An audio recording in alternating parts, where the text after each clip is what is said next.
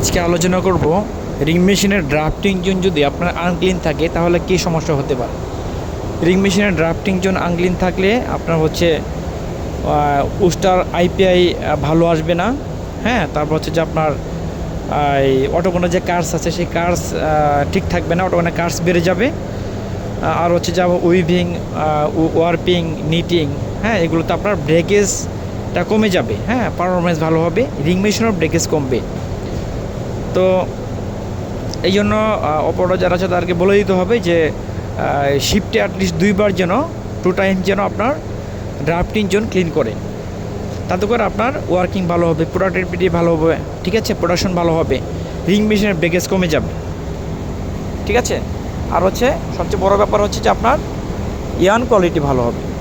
তো আশা করি বুঝতে পেরেছেন। আজকে পর্যন্তই, পরবর্তীতে নতুন একটি টপিক নিয়ে আসবো ইনশাআল্লাহ। তো তখন ভালো থাকবেন। আল্লাহ হাফেজ।